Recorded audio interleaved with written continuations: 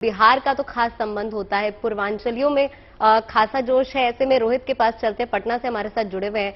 रोहित, हमने देखा है चाहे लखनऊ हो या दिल्ली हो, वहां पर बिहार की झलक देखने को मिल रही है, पर खुद पटना में किस तरह का वहां पे तस्वीर है ये हमें बताएं, क्योंकि नहाय खाए के साथ आज शुरुआत यहां पर हो गई है और बिहार से बेहतर तो मुझे लगता है कहीं शुरुआत नहीं हो सकती। संतोष भी हमारे साथ जुड़ गए हैं। संतोष, रोहित से तो हमने इसका जायजा लिया ही था सरगम, चलिए संतोष से जान लेते हैं। संतोष, ये बताइए, कई लोक कथाएं जो हैं छठ के साथ जुड़ी हुई हैं, कोई ऐसी एक कथा जो बहुत ही प्रसिद्ध हो, उसके बारे में बताइए, लोगों से पूछिए, कुछ जानकारी दीजिए हमें। देखिए, भगवान भास्कर निरोगी काया और लंबी उम्र के एक परिचायक हैं कि भगवान भास्कर की यानी भगवान सूर्यदेव की जो उपासना करता है वो लंबी उम्र के लिए, क्योंकि शाश्वत जब तक प्रकृति है, जब से प्रकृति है तब से भगवान भास्कर भगवान सूर्य है।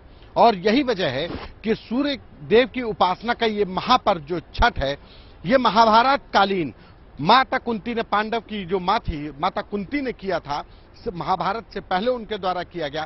तो ये कहा जा सकता है कि हिंदू पौराणिक कथाओं में इसका अपना महत्व है, देवी देवताओं ने किया है। और यही वजह है कि ये जो परंपरा है भगवान भास्कर की पूजा की, भगवान सूर्यदेव के जो उगते हुए सूर्य की अर्घ देने की, ये पूजा इसी बात के लिए परिचायक है कि जो व्रती महिलाएं होती हैं वो कामना करती हैं कि उनके परिवार को लंबी उम्र दी जाए, उनके बेटे को, उनके पति को, उनके भाई को, जो महिलाएं हैं उनको लंबी उम्र दी जाए, निरोगी काया दिया जाए, उनको कोई रोग ना हो। भगवान भास्कर की इसी कामना के लिए महाछठ का ये पर्व मनाया जाता है। अब अगर हम लखनऊ की बात करें, नवाबों का शहर है लखनऊ, लेकिन लखनऊ वालों के लिए भी छठ उसी श्रद्धा का भाव है जो पूर्वांचल के लोगों के लिए, चाहे वो बिहार, आप जैसे बात कर रही थी कि बिहार के लोगों के लिए, पूर्वांचल का व्यक्ति चाहे हिंदुस्तान में रहे या लंदन में, उसके लिए छठ का एक अपना महत्व है, उसके लिए दीपावली से कम नहीं होता है।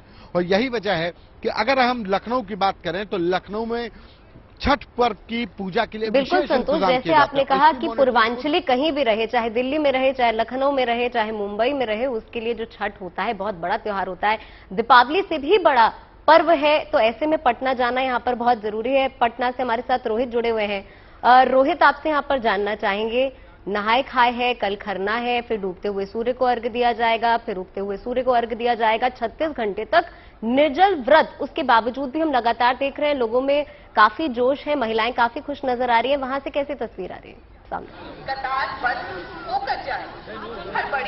बिल्कुल, क्योंकि आस्था का सबसे बड़ा ये पर्व है। अगर बिहार की ही अब बात नहीं करें, अब तो बिहार से बाहर अब देश विदेश में भी जो है इस पर्व को मनाया जा रहा है।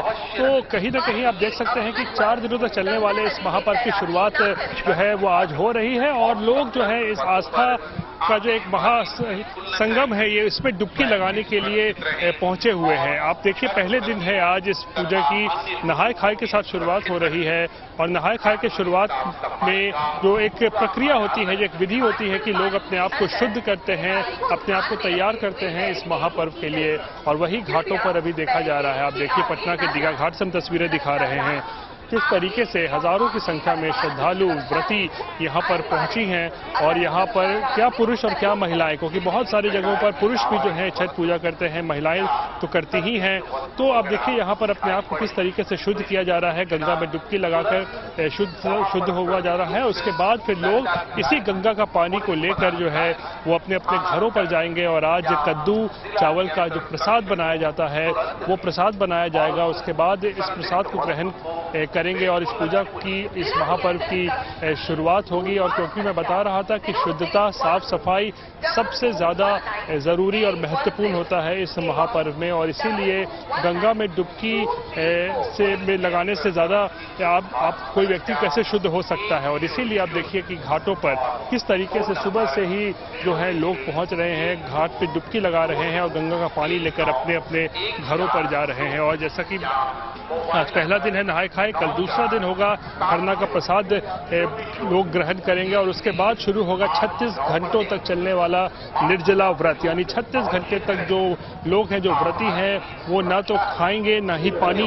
ग्रहण करेंगे। तो बहुत ही कह सकते हैं ये एक तरीके से कठिन तपस्या है, कठिन पूजा होती है।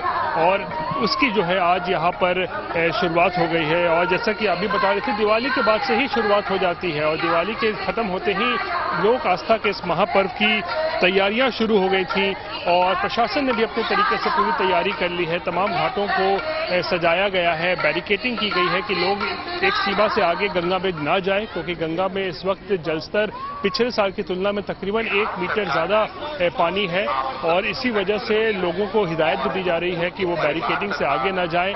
एनडीआरएफ की टीमें, एसडीआरएफ की टीमें लगातार गंगा नदी में आप देख सकते हैं पेट्रोलिंग कर रही हैं और ये 4 दिनों तक ये जो है पूरी प्रक्रिया जो है वो चलती रहेगी।